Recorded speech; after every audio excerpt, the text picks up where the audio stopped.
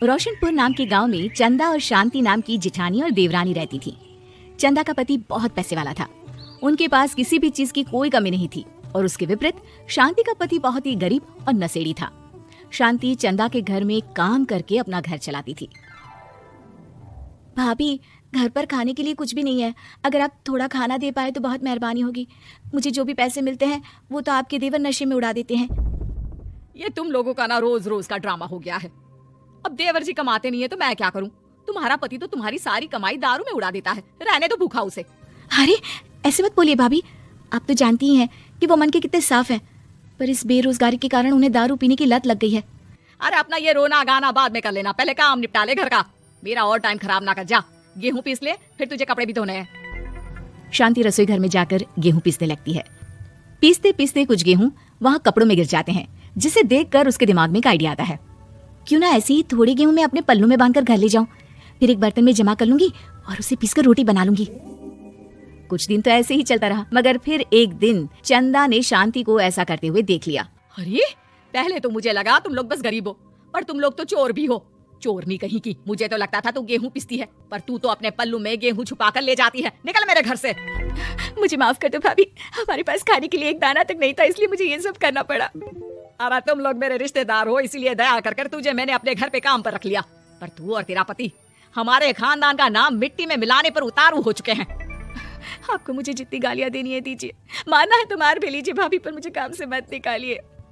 परिवार की बात है, वरना कोई और ऐसा काम करता ना तो धक्के मार कर कब से घर का बाहर निकाल दिया होता।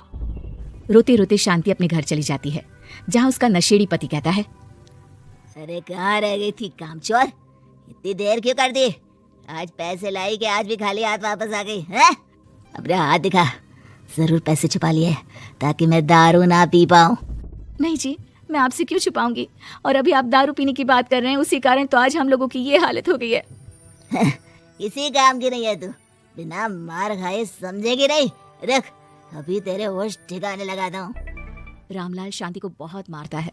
शांति का मन दुखी हो जाता है और वो गांव के तालाब के पास के एक पेड़ के नीचे बैठकर फूट फूट कर रोने लगती है। मैंने कभी किसी का बुरा नहीं किया, फिर भी भगवान मेरे साथ ऐसा क्यों कर रहा है? मैं तो रामलाल जी की फिक्र करती हूँ, फिर भी उन्होंने मुझे इतना मारा। तभी उसे एक आवाज सुनाई देती है, रोने की कोई जरूरत नहीं है बेटी, चिंता क्यों करती हो? ये आवाज कहाँ से आ रही है? शांति अपने आसपास देखती है, उसे कोई नहीं दिखता। वो ऊपर देखती है, जहाँ उसे एक छोटी सी परी दिखती है। आप कौन है? आप तो कोई परी लगती हैं। हाँ बेटी, मैं इसी पेड़ पर रहती हूँ। मैंने तुम्हारी सारी बात सुनी, अब तुम्हें फिक्र करने की कोई जरूरत नहीं। अपनी आंखें बंद करो। शांति आंखें बंद करती है और जादुई परी अपनी छड़ी घुमाती है। उसकी छड़ी घुमाते ही पेड़ के सारे पत्ते सुनहरे रंग के हो जाते हैं। परी उनमें से एक पत्ता तोड़ लेती है और फिर से अपनी छड़ी घुमाती है, जिसके कारण सारे पत्ते पहले की तरह साधारण से दिखने लगते हैं। आंखें खोलो बेटा, लो इस पत्ते को ले जाकर अपने तकिए के नीचे रख देना। ये तो एक साधारण पत्ता है, इससे क्या होगा? ठीक है, अगर आप कहती हैं तो मैं इसे रख लेती हूँ। शांति उस पत्ते को लेकर अपने घर जाती है और अपने कमरे में तकिए के नीचे रखकर सो जाती है। सपने में उसे वही पेड़ वाली जादुई परी दिखाई देती है। बोलो शांति, क्या चाहिए तुम्हें? मैं चाहती हूँ हम बहुत अमीर हो जाए और मेरे पति नशा करना छोड़ दे, उन्हें कोई काम भी मिल जाए। कल जब तुम सुबह नींद से जागोगी, तुम्हारी इच्छा पूरी हो गई होगी। अगली सुबह शांति नींद से जागती है, अपने आसपास का नजारा देखकर चौंक जाती है। उसके बिस्तर पर चारों तरफ सोने चांदी रखे हुए थे। हे भगवान, कहीं मैं सपना तो नहीं देख रही? इतना सारा सोना, वो भी मुझ गरीब के पास। रामलाल जी को बताती हूँ, वो बहुत खुश होंगे। शांति जैसे ही कमरे के बाहर जाती है, वो देखती है कि रामलाल सूट बूट पहने काम के लिए बाहर जा रहा होता है। मुझे शहर में एक नौकरी मिल गई है शांति, मुझे आने में देर हो जाएगी, घर का ध्यान रखना। और इस तरह शांति बहुत अच्छा जीवन बिताने लगती है। उसके पास अब किसी भी चीज की कमी नहीं रह जाती। रातों रात शांति के पास आए इतने पैसों को देखकर उसकी जिठानी उससे पूछती है, अरे क्यों रे शांति, कहीं बड़ा हाथ मारा है क्या? अचानक तुम लोगों के पास इतना पैसा कैसे आ गया? नहीं नहीं भाभी, ये सब तो जादुई परी के दिए हुए पत्ते का कमाल है।